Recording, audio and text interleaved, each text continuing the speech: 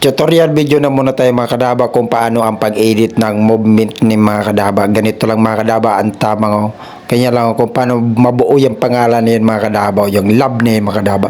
So tara mga kadaba sa CapCut. So ngayon mga kadaba, andito na tayo mga kadaba sa may CapCut. Then ang gawin na natin mga kadaba, mag-add text na tayo mga kadaba para paggalawin yung mga pangalan niya mga kadaba. Lagyan natin ng letrang L. So ang pangalan na ito mga kadaba, love. Ito mga kadaba, example video ko lang ito mga kadaba kung paano ba talaga magpagalaw ng pangalan o kung anong gusto ang pangalan yung mga kadaba. Kunwari lang mga kadaba, magmamagic kayo kunwari. Then ang gagawin natin, lagyan na natin ng letrang L. Ganyan, letrang L. Tapos ang gagawin natin dyan mga kadaba, kailangan i-check nyo, naka-check yan mga kadaba, naka-check. Then tapos pababain nyo lang dito sa punto na to mga kadaba. And then, mag-add text ulit tayo mga kadaba, add text. Tapos, sulat natin dito, O. Yan, halimbawa, O. Dapat, nakacheck yan palagi mga kadaba, nakacheck. Tapos, ang gagawin naman natin, dito natin siya ilalagay mga kadaba, dito. Tapos, i-drag nyo lang yung mga kadaba, dito. Yan. Pagkatapos, ganin ulit, mga kadaba, mag-add text ulit tayo mga kadaba, add text. Ilagay natin dito mga kadaba, letrang B. Letrang B. Ganyan. And then tapos mga kadaba, gagawin natin sa letrang B, dito natin ilalagay mga kadaba, letrang B. And then tapos mga kadaba, kailangan naka-check yan.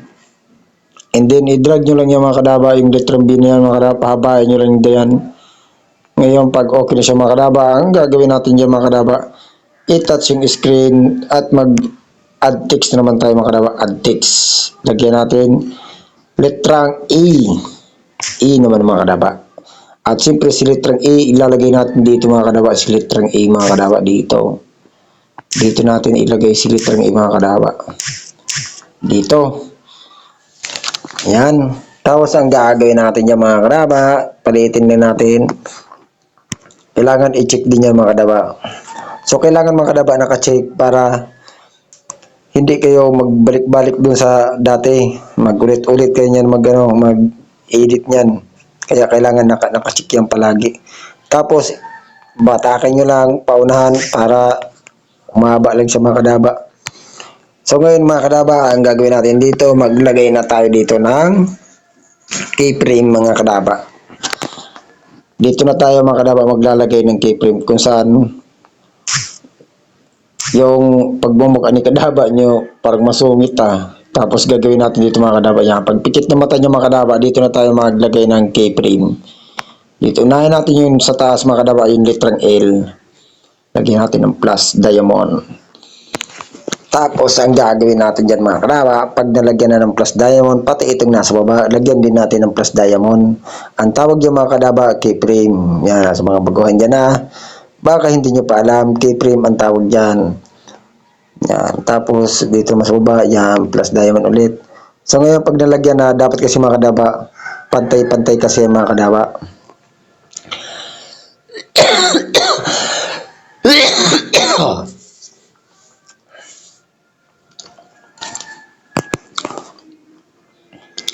So ngayon may mga keyframe na siya mga kadaba. Ang gagawin natin dito, papagalawin na natin siya. Ganito lang magpagalaw mga kadaba. I-drag nyo lang.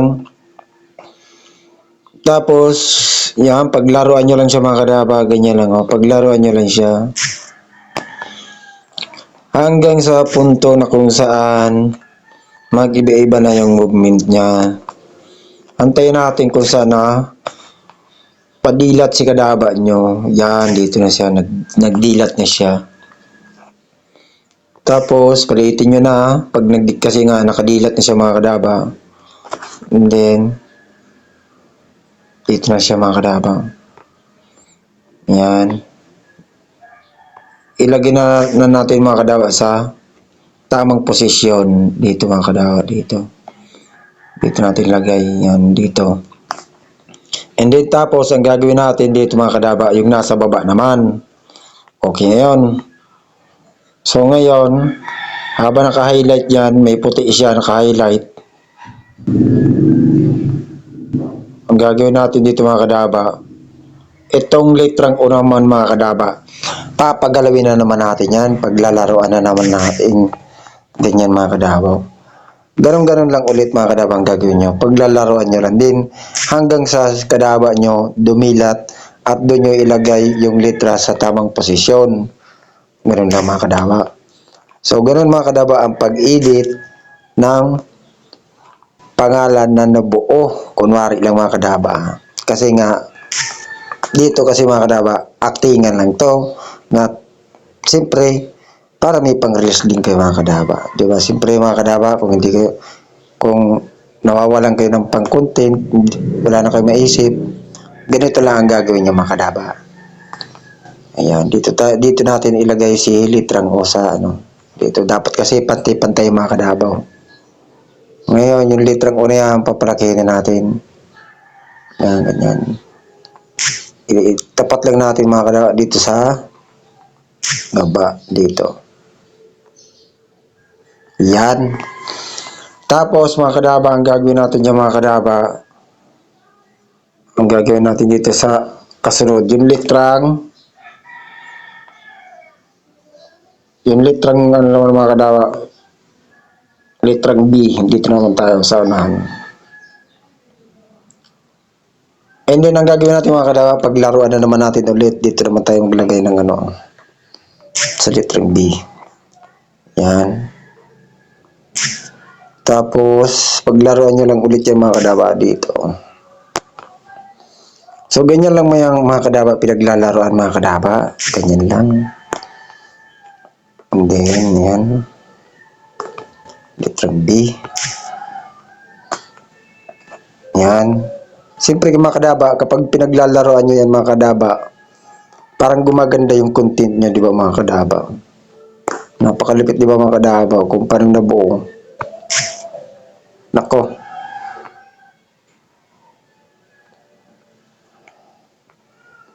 Yan.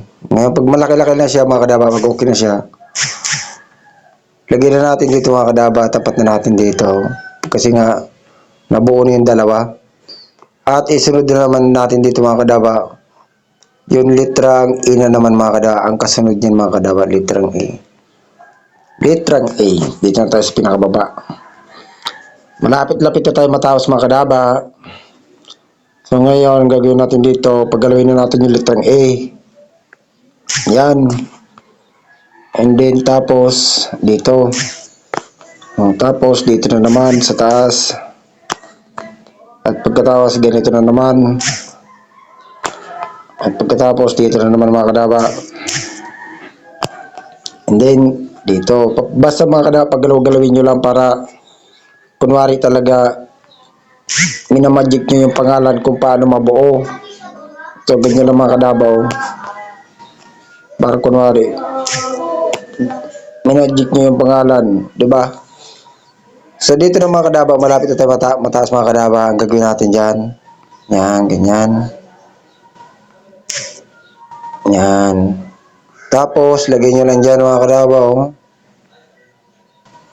Yan. Okay na yun siya mga kadabaw. Tapos na yan mga kadabaw. Yan. Tapos, ang gagawin natin dito mga kadaba, mag-cut na tayo. Split na natin yan. Split. I-delete. Huwag na natin i-delete mga kadaba para mas maganda. So, tingnan natin mga kadaba yung kakalabasan. Ayan.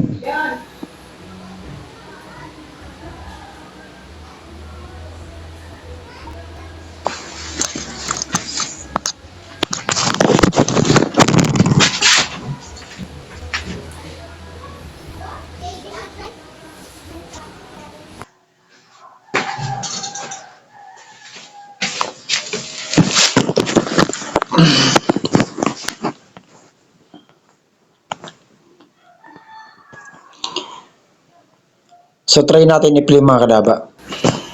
Ayan, tingnan natin yung kakalabasan mga kadaba. Tingnan natin. So, di ba mga kadaba nakalapit? So, ganyan-ganyan lang mga kadaba yung pag-edit mga kadaba.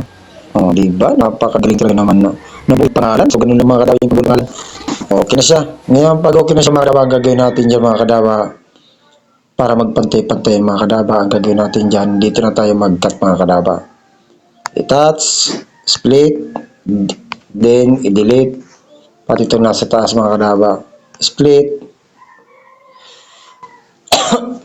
at itong nasa taas. Split nyo lang, then i-delete. Pati dito nasa taas mga kadaba, ganyan. Paulit-ulit lang mga kadaba. Paulit-ulit, yan, ganyan. Taas, delete, yan, ganyan. Pati itong nasa taas, para magpantay-pantay sila. Ayan, pag okay na siya mga kadaba, pwede na i-export yan. So ngayon mga kadaba, pag okay na, pakipalo naman and pakashare at para na sa ganun yung mga baguhan, matuto din sa pag-edit mga kadaba. So ganun lang mga kadaba, export din mga kadaba.